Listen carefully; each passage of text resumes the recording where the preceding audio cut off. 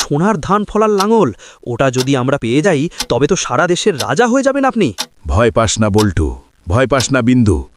প্রকৃতি আজ আমাদের পাহারা দিচ্ছে। আমি পারবো না হুজুর, আমার পা অবশ হয়ে গেছে। আষাঢ়ের কালো আকাশ আজ যেন কোনো গভীর শোকে মুহ্যমান।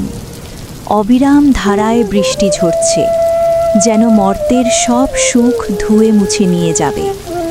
রহমত আলী তার ভাঙা বারান্দার এক কোণে বসে আছেন, তার চোখ মাঠের দিকে, যেখানে তার স্বপ্নগুলো পানির নিচে সমাধি নিয়েছে।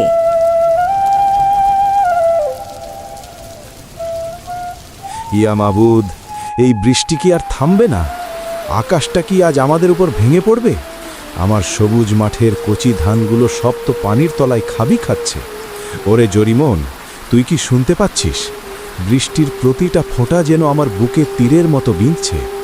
আজ যদি আমার নিজের 1 বিঘা জমিও থাকতো, তবে বুক ফুলিয়ে বলতে পারতাম, যাই হোক, অন্তত মাথা গোজার ঠাঁই তো আছে। ওগো, তুমি কি নিজেকে শেষ করে দেবে? এভাবে বৃষ্টির দিকে তাকিয়ে বিড়বিড় করলে কি পানি কমে যাবে? গত 3 দিন ধরে আমরা আধপেটা খেয়ে আছি। ঘরে যেটুকু চাল ছিল আজ রাতে তাও শেষ হয়ে যাবে। বাচ্চাদের দিকে তাকাও রহমত, ওরা খিদের জ্বালায় কথা বলছে না। আমি কি করব জরিমন? আমি কি আসমানের নিচে গিয়ে ছাতা ধরব? আমার বুকটা ফেটে যাচ্ছে। মনে হচ্ছে ওই ধানগুলো নয়, আমার নিজের কলিজাটা পচে যাচ্ছে। এই অভাবের সংসারে আমি আর কতদিন ধৈর্য ধরব কত? কাল যদি মোড়ল সাহেব এসে দাঁড়ায়, আমি তাকে কি জবাব দেব? গত বছরের ঋণ তো এখনো পাহাড় সমান হয়ে আছে। বাবা, বাবা দেখো, আমাদের উঠানে যে শাপলা গাছটা ছিল ওটা পুরো ডুবে গেছে। আচ্ছা বাবা, মেঘেরা কি অনেক শক্তিশালী? ওরা কি আমাদের উপর রাগ করেছে? পরীরা কি মেঘের আড়ালে লুকিয়ে আছে? বাবা, আমি বড় হলে মেঘদের সাথে যুদ্ধ করব। ওরা কেন আমাদের ধানগুলো ডুবিয়ে দিচ্ছে? আমি আমার লাঠি দিয়ে সব মেঘ তাড়িয়ে দেব। দেখো বাবা, আমার লাঠি দাগ কত শক্ত। আমি কাউকে ভয় পাই না। পাগল ছেলে আমার, মেঘ হলো আল্লাহর হুকুম, ওদের সাথে যুদ্ধ করা যায় না বাবা। মানুষের শক্তি প্রকৃতির কাছে বড় অসহায় রে বাবা। আল্লাহ যদি রহমত না করেন, তবে আমাদের বাঁচার কোনো পথ নেই। আয় বল্টু, আয় বিন্দু, আমার কাছে আয়। তোরা আমার পাশে থাকলে আমি সব দুঃখ ভুলে যাই। কিন্তু কালকের সূর্যটা যে আমাদের জন্য কি নিয়ে আসবে তা শুধু আল্লাহ জানেন।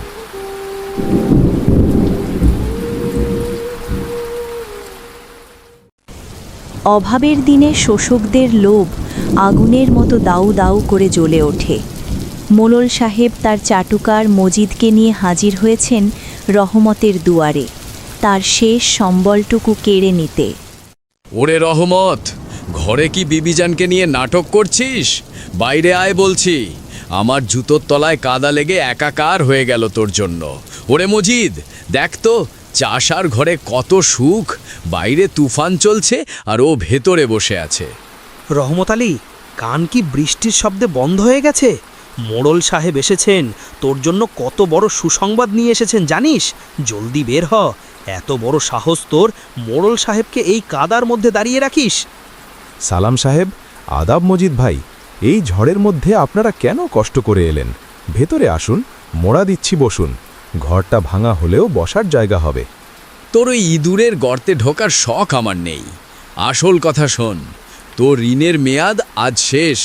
সুদে আসলে যা টাকা হয়েছে তা কি আজ দিবি, নাকি তোর ওই দলিলটা আমার হাতে তুলে দিবি? মনে রাখিস রহমত, আমার ধৈর্য কিন্তু ফুরিয়ে আসছে। ব্যবসা করতে এসেছি, দয়া দেখাতে না। সাহেব, আপনি তো নিজ চোখেই দেখছেন, মাঠের সব ধান পানির নিচে। দয়া করে আমাকে আর কয়েকটা দিন সময় দিন। আমি অন্য গ্রামে গিয়ে কামলা খেটে আপনার সব টাকা শোধ করে দেব। আল্লাহর দোহাই সাহেব, এই জমিটা আমার বাচ্চাদের একমাত্র ভরসা। ওটা নিয়ে নিলে আমরা কোথায় যাব? অন্য গ্রামে যাবি? সেখানে কি কাজ পাবি? সব জায়গায় তো একই বৃষ্টি। রহমত, তুই শুধু শুধু জেদ করছিস। মোড়ল সাহেব তোকে দয়া করে 1 বিঘা জমির বিনিময়ে তোর সব ঋণ মাফ করে দিতে চাচ্ছেন। এটা তো তোর জন্য লটারি জেতার মতো। না করলে কিন্তু ঘর থেকেই উচ্ছেদ হবি। কাল সকালের মধ্যে ফয়সালা করিস। মজিদ ভাই, আপনিও কি মোড়লের মতো অন্ধ হয়ে গেছেন? 1 বিঘা জমি মানে আমাদের বেঁচে থাকার একমাত্র সম্বল। ওটা দিয়ে দিলে আমাদের বাচ্চাদের কি আমরা বিষ খাইয়ে মেরে ফেলব? একটু দয়া করুন সাহেব, এই বৃষ্টির রাতে অন্তত মানুষকে ঘর ছাড়ার হুমকি দেবেন না। মুখ সামলে কথা বলিস জরিমন বিবি। টাকা দিতে পারিস না, আবার বড় বড় কথা। রহমত, কাল সকালের মধ্যে যদি টাকা না পাই তবে তোর ঘর থেকে তোকে টেনে বের করে দেব। মনে রাখিস, আমার ক্ষমতার হাত অনেক লম্বা। চল মুজিদ, এখানে দাঁড়িয়ে থাকার মানে হয় না। যখন সব আশা শেষ হয়ে যায় তখনই যেন কোনো অলৌকিক আলোর দেখা পাওয়া যায়। গ্রামের প্রবীণ দাদুভাই আজ এক বিশেষ রহস্য নিয়ে রহমতের দরজায় হাজির। তার চোখে মুখে এক অদ্ভুত উত্তেজনা। রহমত, দয়া করে দরজাটা খোল বাবা। বৃষ্টি নয়, এ যেন আসমানের কান্না। পথ চেনা যাচ্ছে না। রহমত, আল্লাহর উপর ভরসা হারাস না। দুনিয়ায় এমন কোনো তালা নেই যার চাবি আল্লাহ তৈরি করেননি। আমি সব শুনেছি। মোড়লের অন্যায় তো আকাশ ছুঁয়েছে। দাদু ভাই, আমি এখন কি করব? এই বৃষ্টি তো থামার লক্ষণ নেই। আমার সব পথ বন্ধ হয়ে গেছে। মোড়ল আমার জমি কেড়ে নেবে। আমি আমার পরিবার নিয়ে পথে দাঁড়াবো। পথ আছে রহমত। আল্লাহ যখন এক দিক বন্ধ করেন, অন্য দিক খুলে দেন। তোরা কি জানিস এই বিশেষ রাতের একটা মাহাত্ম্য আছে? আমার দাদারা বলতেন, যখন কোনো সৎ কৃষকের কান্না আর আসমানের বৃষ্টি এক সুরে বেজে ওঠে, তখন মেঘ রাজা তার রূপোর লাঙল মর্তে পাঠান। রূপোর লাঙল? ওটা কি সত্যি রূপার? ওটা কি আসমান থেকে পড়ে? দাদু ভাই, ওটা দিয়ে কি আমাদের ধানগুলো বাঁচানো যাবে? ওটা আকাশে থাকে না রে মা।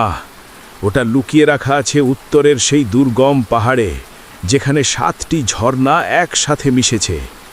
ওই লাঙল দিয়ে যে 1 বিঘা জমি চাষ করবে, সেখানে এমন ধান হবে যা কোনো দিন ফুরাবে না, বন্যায় পচবে না, খরায় মরবে না।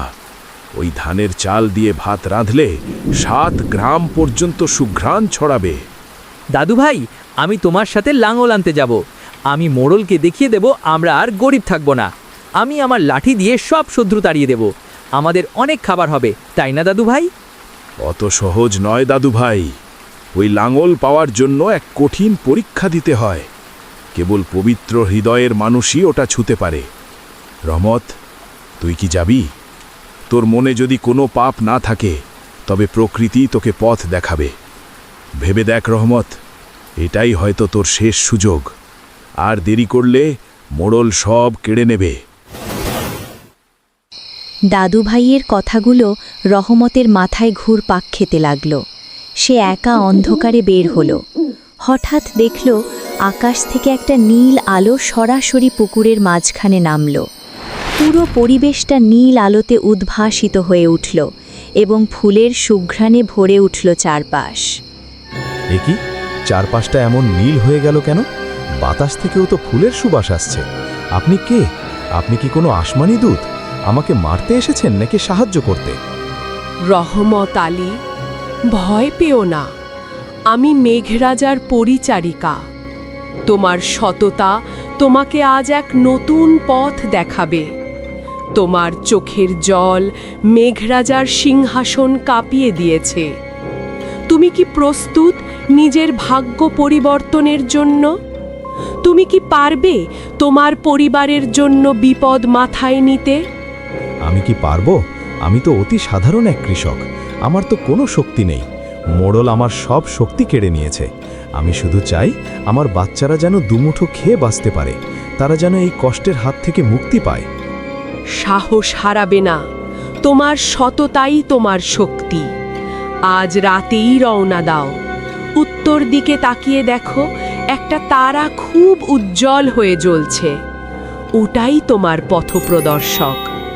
ওই তারার আলো যেদিকে যাবে তুমি সেদিকেই যাবে। কিন্তু মনে রেখো রহমত, পথে অনেক প্রলোভন আসবে। কেউ তোমাকে মণিমুক্ত দেখাবে, কেউ তোমাকে ভয় দেখাবে। যদি তুমি একবারও পিছু ফেরো বা লোভে পড়ো, তবে তুমি চিরতরে অন্ধ হয়ে যাবে আর কখনো নিজের পরিবারকে দেখতে পাবে না। আমি যাব। আমার বাচ্চাদের মুখের হাসির জন্য আমি সব করতে পারি, কিন্তু আমার পরিবারকেও কি সাথে নিতে পারি? ওদের কি একা রেখে যাব? এই বিপদে ওদের ছেড়ে আমি কোথাও যেতে চাই না। তোমার পরিবার তোমার শক্তি। তাদের নিয়ে যাও, কিন্তু সাবধান, মোড়ল যেন এর খবর না পায়। সে জানলে সব ধ্বংস হয়ে যাবে। মায়াবী লাঙল কেবল পবিত্র হাতের স্পর্শ চায়।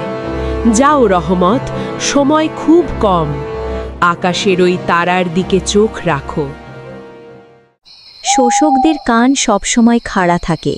মোড়ল সাহেব জানালার আড়াল থেকে দাদু ভাই আর রহমতের সব কথা শুনে ফেলেছিলেন। তার লোভ এখন চরমে। হুজুর হুজুর, শুনলেন তো? ওই আকাশী বুড়ি না কি যেন বলল, সোনার ধান ফলার লাঙল। ওটা যদি আমরা পেয়ে যাই তবে তো সারা দেশের রাজা হয়ে যাবেন আপনি। আমাদের আর কারোর খাজনার জন্য বসে থাকতে হবে না। রহমত তো আমাদের হীরের খনি খুঁজে দেবে। রূপোর লাঙল? তার মানে ওই চাষাটা বড়লোক হয়ে যাবে? না, এটা হতে দেওয়া যায় না। রহমত যেখানেই যাক আমাদের ওর পিছু নিতে হবে। রহমত কষ্ট করে পথ খুঁজে বের করবে আর আমি শেষ মুহূর্তে ওটা ছিনিয়ে নেব। বুদ্ধিটা কেমন মজিদ? ওটা দিয়ে আমরা পুরো রাজ্যের শাসনভার নেব। বুদ্ধিটা দারুণ দিয়েছেন সাহেব। আপনি হলেন এই গ্রামের আসল খেলোয়াড়। কিন্তু হুজুর, আজ রাতে তো ঝড় তুফান আরও বাড়বে। জঙ্গল তো খুব ভয়ঙ্কর, সাপখোপের অভাব নেই। আমার তো সর্দি হয়ে গেছে সাহেব, তার ওপর ভূতের ভয়। বাড়লে বারুক, টাকার সামনে ঝড় তুফান কিছুই না। তুই লাঠি আর মশাল রেডি রাখ, ওরা বেরোলেই আমরা ওদের পিছু নেব। চল মজিদ, 100টা লুঙ্গি কেনার জন্য হলেও তোকে আজ ভিজে যেতে হবে। বেশি কথা বললে তোকে জঙ্গলেই রেখে আসব। হাতে একটি লণ্ঠন আর মনে প্রবল বিশ্বাস নিয়ে রহমত তার পরিবারকে নিয়ে দুর্গম পথে যাত্রা শুরু করল। চারদিকে ঝিঝি পোকার ডাক আর প্যাঁচার গম্ভীর ধ্বনি পরিবেশটাকে আরও ভয়ঙ্কর করে তুলেছে। তারা প্রতিটি পা সাবধানে ফেলছে। ওগো, পা তো কাদার ভেতর দেবে যাচ্ছে। আমার খুব ভয় করছে। আমরা কি ঠিক করছি? এই ঝড়ের রাতে বাচ্চাদের নিয়ে জঙ্গলে আসা কি ঠিক হলো? যদি কোনো বন্য পশু আমাদের ওপর ঝাঁপিয়ে পড়ে, আমাদের কি কোনো ক্ষতি হবে? ভয় পেও না জরিমন, আল্লাহর নাম নিয়েছি। দাদু ভাই আমাদের সাথে আছেন। ওই দেখো, নীল তারাটা আমাদের পথ দেখাচ্ছে। মোড়লের দাসত্ব করার চেয়ে এই লড়াই অনেক ভালো। আমাদের সন্তানদের ভবিষ্যতের জন্য আমাদের এইটুকু ঝুঁকি নিতেই হবে। বাবা, গাছগুলো কেন আমাদের দিকে হাত বাড়িয়ে আছে বলে মনে হচ্ছে? বাতাসটা খুব ঠান্ডা লাগছে বাবা, আমার ভয় করছে। ভয় পাস না বল্টু, ভয় পাস না বিন্দু। প্রকৃতি আজ আমাদের পাহারা দিচ্ছে। কিন্তু রহমত, সাবধানে পা ফেলিস। আমার কেন জানি মনে হচ্ছে পেছনে কেউ আমাদের অনুসরণ করছে। ডাল ভাঙার শব্দ পাচ্ছি। কেউ মনে হয় ছায়ার মতো আমাদের পিছু নিয়েছে। মনের ভুল হতে পারে দাদু ভাই। এই তুফানে আমাদের মতো পাগল আর কে বের হবে? চলো, আমাদের দ্রুত হাঁটতে হবে, তারাটা হারিয়ে যাওয়ার আগেই। হঠাৎ তাদের পথ আটকে এক মায়াবী দৃশ্য তৈরি হল। আকাশ থেকে বৃষ্টির বদলে সোনার মোহর পড়তে শুরু করল। চারদিকে ঝকঝক করছে সোনা। এক মোহনীয় পরিবেশের সৃষ্টি হল। ওমা, বাবা দেখো, আকাশ থেকে পয়সা পড়ছে। আমরা এগুলো নিলে তো মোড়লের টাকা শোধ হয়ে যাবে। অনেক অনেক খাবার কেনা যাবে। আমি কতগুলো নেব বাবা? এগুলো তো আমাদের সব অভাব মিটিয়ে দেবে। এবারে কেউ শোনেনি। হুজুর, সোনার মোহর! চলুন আমরা লাঙল বাদ দিয়ে এগুলো কুড়িয়ে নিই। আমাদের কপাল খুলে গেছে। কত সোনা হুজুর, আমি তো পাগল হয়ে যাচ্ছি। চুপ কর গাধা, এগুলো সব মায়া। রহমতকে দেখ, ও কিন্তু একটা মোহরও তুলছে না।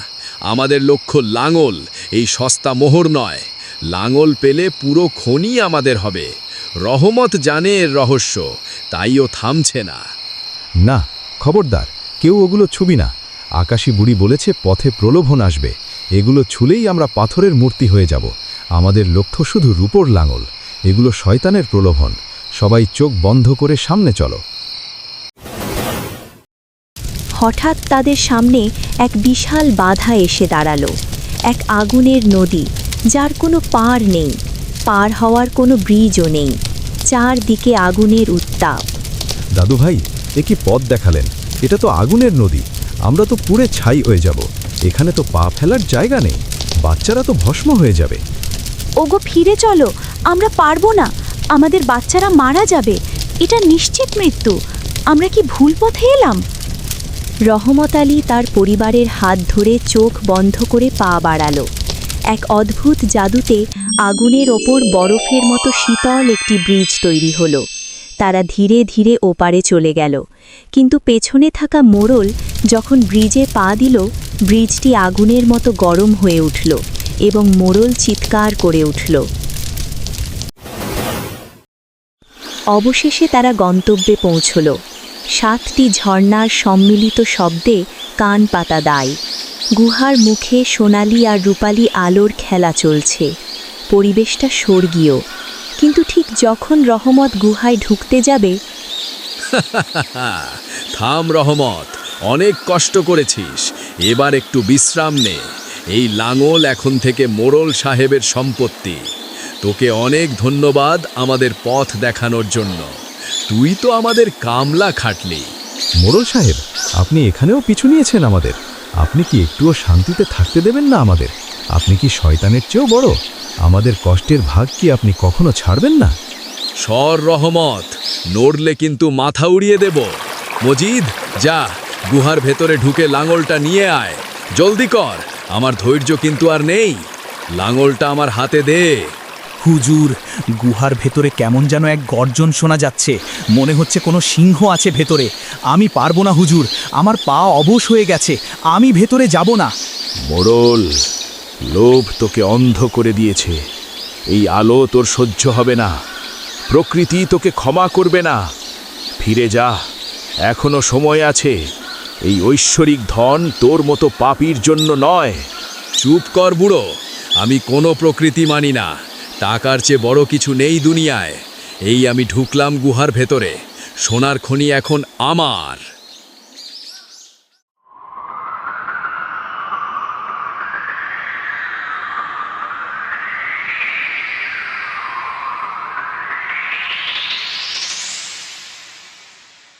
ওরে রহমত, তুই কি মনে করেছিস এই তুফান দিয়ে আমাকে ভয় দেখাবি? আমি এই গ্রাম শাসন করি, আর এই সামান্য বাতাস আমাকে আটকাবে? মজিদ, ওরে মজিদ, ডরপোকের মতো পড়ে আছিস কেন? ওঠ, দেখ, আমাদের সামনে হীরের পাহাড়। হুজুর, ও হুজুর, আমার কলিজাটা তো ফেটে যাচ্ছে।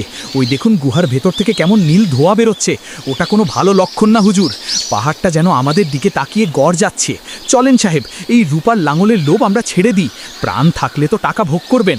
চুপ কর অপয়া, প্রাণ তো যাবে তোর যদি আর একটা কথা বলিস। রহমত, তুই স্থির হয়ে দাঁড়িয়ে আছিস কেন? আগে আগে ঢোক। যদি ভেতরে কোনো মরণ ভাত থাকে তবে তুই আগে মরবি। তুই মরলে তোর বউ বাচ্চাকে আমি আমার বাড়িতে গোলাম করে রাখব। চল বলছি। মোড়ল সাহেব, আপনার পাপের কলস পূর্ণ হয়ে গেছে। এই পবিত্র স্থানে আপনার এই বিষাক্ত কথাগুলো আপনারই বিপদ ডেকে আনবে। আমি আমার পরিবারের জীবনের ঝুঁকি নিয়ে এখানে এসেছি শুধু আমার গ্রামকে বাঁচাতে। আপনার হাতে আমি এই লাঙল যেতে দেব না। মনে রাখবেন, এই পাহাড় কেবল তাদেরই পথ দেয় যাদের মনে কোনো খাদ নেই। রহমত, ওর সাথে তর্ক করে সময় নষ্ট করিস না। যার অন্তরে পচন ধরেছে সে কখনো সুন্দরের ভাষা বোঝে না। চলো, আমরা আল্লাহর নাম নিয়ে ভেতরে পা রাখি। আল্লাহ সহায় থাকলে কোনো শয়তান আমাদের পথ আটকাতে পারবে না। গুহার ভেতরটা যেন অন্য এক জগৎ। বাইরে ঝড় থাকলেও ভেতরে এক অদ্ভুত নিস্তব্ধতা। প্রতিটি পাথরের গায়ে যেন হাজার বছরের ইতিহাস লেখা। দেওয়াল থেকে চুইয়ে পড়া পানির শব্দ এখানে সঙ্গীতের মতো শোনায়। ওরে বাবা, বাবা দেখো, দেওয়ালগুলো কেমন জ্বলে উঠছে। এগুলো কি জোনাকি পোকা নাকি অন্য কিছু? মা দেখো, আমাদের গায়ের কাপড়গুলোও কেমন চকচক করছে। এই পাথরটা কত সুন্দর। আমি কি একটা নেব? ভাইয়া, ওগুলো জোনাকি না, ওগুলো মনে হয় আকাশের তারাগুলো নিচে নেমে এসেছে। বাবা দেখো, সামনের ওই ছোট জলাশয়টা, পানিগুলো কেমন সোনার মতো হলুদ রঙের। আমি যদি এই পানি দিয়ে মুখ ধুই তবে কি আমি রাজকন্যা হয়ে যাব বাবা? ওগো, আমার কেমন যেন দম বন্ধ হয়ে আসছে। এত সুন্দর তো মানুষের জন্য নয়। আমরা কি সত্যি ফিরতে পারবো? আমার শুধু ভয় লাগছে বাচ্চাদের জন্য। এই হিরে জহরাতের দিকে তাকালে আমার চোখ ধাঁধিয়ে যাচ্ছে। ভয় পেও না জরিমন। আকাশী বুড়ি বলেছে, আমাদের মনে যদি লোভ না থাকে তাহলে এই সৌন্দর্য আমাদের কোনো ক্ষতি করবে না। তোমরা শুধু আমার পেছনে থাকো, কেউ কোনো দেওয়ালে হাত দেবে না। এই সম্পদ আমাদের নয়, আমাদের সম্পদ হলো ওই লাঙল যা আমাদের পেট ভরাবে।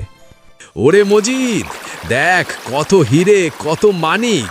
রহমতটা কত বড় গাধা, ওগুলো রেখে ও লাঙল খুঁড়ছে। মজিদ, জলদি কর, তোর গামছাটা খোল, এগুলো সব বস্তায় ভর। আমি এই গ্রামের মোড়ল না, সারা দেশের রাজা হব। এই হিরে দিয়ে আমি সোনার দালান তুলব।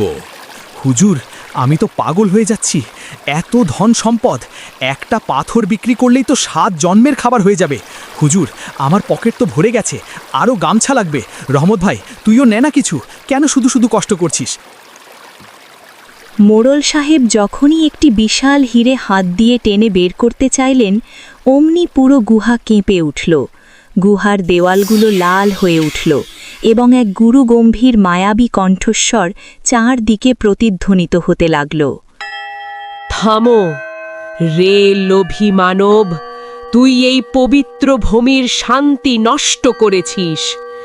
যে হাত কেবল কেড়ে নিতে জানে, সেই হাত আজ থেকে প্রকৃতির অংশ হয়ে যাবে। তোর লোভই তোর কারাগার হবে। কে কে কথা বলছে? মজিদ, ওরে মজিদ, আমার পা কেন এত ভারী লাগছে? এ কি, আমার চামড়া কেন ধূসর হয়ে যাচ্ছে? রহমত, আমাকে বাঁচা, আমার শরীরে কোনো অনুভূতি নেই কেন? মজিদ, আমাকে টেনে বের কর। হুজুর, হুজুর, আপনার পা তো পাথর হয়ে গেছে, আপনার পেট, আপনার বুক সব পাথর হয়ে যাচ্ছে। ওরে বাবারে, আমাকে বাঁচান, আমি আর সোনা চাই না, আমি মরে যাব। রহমত ভাই, বাঁচাও। মোড়ল, তোকে অনেকবার সুযোগ দেওয়া হয়েছিল, কিন্তু তুই লোভের কাছে নিজেকে বিক্রি করে দিয়েছিস। এখন এই পাথর হয়ে তোকে অনন্তকাল এখানে পাহারাদার হয়ে থাকতে হবে। কেউ তোর আর্তনাদ শুনবে না। রহমত, ক্ষমা করিস। জরিমন বিবি, মাফ করে দিও। আমার সব জমি তোদের দিয়ে দিলাম, আমাকে শুধু বাঁচা। ওফ। মোড়লের মৃত্যুর পর মজিদ জ্ঞান হারিয়ে এক কোণে পড়ে থাকল। রহমত ধীরে ধীরে লাঙলটির সামনে গিয়ে দাঁড়াল। লাঙলটি থেকে এক শান্ত স্নিগ্ধ আলো রহমতের মুখে এসে পড়ছে, যেন তাকে স্বাগত জানাচ্ছে। হে আসমানের মালিক, আমি এক নিঃস্ব কৃষক, আমার মনে কোনো অহংকার নেই। আমি শুধু চাই আমার গ্রামের মানুষ যেন দুমুঠো ভাতের জন্য অন্য কারো কাছে হাত না পাতে। আমাকে শক্তি দাও যেন আমি এই পবিত্র সম্পদ রক্ষা করতে পারি। এই লাঙল যেন শোষিতের বন্ধু হয়। ওগো, তুমি ধরো, তোমার স্পর্শেই এই লাঙল প্রাণ ফিরে পাবে। তুমি তো কোনোদিন কারোর অনিষ্ট করনি, তোমার হাত পবিত্র, তুমিই এর যোগ্য। বাবা, তুমি লাঙলটা ধরো না, দেখো ওটা কেমন তোমার দিকে তাকিয়ে হাসছে। মনে হচ্ছে ওটা আমাদের বাড়ির সেই পুরনো লাঙলটার মতোই আপন। রহমত আলী, তোমার জয় হয়েছে। তুমি সম্পদের মোহ ছেড়ে জীবনের মূল্য বেছে নিয়েছ। এই লাঙল কেবল ফসল ফলাবে না, এটি মানুষের মধ্যে ভালোবাসার বীজ বপন করবে। এটি নিয়ে যাও আর তোমার কর্দমাক্ত জমিতে জীবনের জয়গান গাও। মনে রেখো, সততাই এর শক্তি। গ্রামের মানুষ তখন অভাব আর হতাশায় ভেঙে পড়েছে। ঠিক তখনই রহমত লাঙল কাঁধে নিয়ে দিগন্তের ওপার থেকে উদিত সূর্যের মতো ফিরে এলো। তার সাথে আছে তার পরিবার এবং এক অদ্ভুত জ্যোতি। ওই দেখো, রহমত ভাই ফিরে এসেছে, কিন্তু ওর কাঁধে ওটা কি? ওটা কি জ্বলছে? সূর্য কি নিচে নেমে এলো? এ কি আশ্চর্য! ওটা তো একটা রূপার লাঙল। তার মানে দাদু ভাইয়ের সেই রূপকথা কি সত্যিই সফল হলো? রহমত কি তবে অসাধ্য সাধন করল? ভাইয়েরা আমার, ভয় নেই আর। মেঘরাজা আমাদের প্রার্থনা শুনেছেন। এই লাঙল কেবল আমার নয়, এটি এই গ্রামের প্রতিটি মেহনতি মানুষের। আজ থেকে কেউ আর ঋণের দায়ে ভিটে মাটি হারাবে না। আজ থেকে আমাদের মাঠে সোনা ফলবে। ধর রহমত, প্রথম ফলাটা মাটিতে দে। আমাদের মাটি আজ তৃষ্ণার্ত হয়ে আছে তোর বীরত্বের ছোঁয়া পেতে। প্রকৃতি কখনো তার সন্তানদের নিরাশ করে না, যদি সন্তানদের মনে সততা থাকে। রহমতের ঘরে আজ আর অভাব নেই, তবে তার চেয়েও বড় কথা, পুরো গ্রামে আজ একতার উৎসব চলছে। লোভের অন্ধকার কেটে গিয়ে সেখানে ভালোবাসার আলো ছড়িয়ে পড়েছে। ওগো, আমাদের সব কষ্ট সার্থক হয়েছে। দেখো, বিন্দু আর বল্টু আজ কত খুশিতে ধান নিয়ে খেলছে। আমাদের গ্রামটা আজ কত সুন্দর লাগছে। হ্যাঁ জরিমন, তবে মনে রেখো, এই প্রাচুর্য যেন আমাদের কখনো অহংকারী না করে তোলে। আমরা আগে যা ছিলাম আজও তাই থাকব, কেবল মেহনতি কৃষক। এই লাঙল আমাদের মনে করিয়ে দেবে যে পরিশ্রম আর সততাই শ্রেষ্ঠ সম্পদ। বাবা বাবা, চলো আমরা সবাই মিলে ধান কাটি।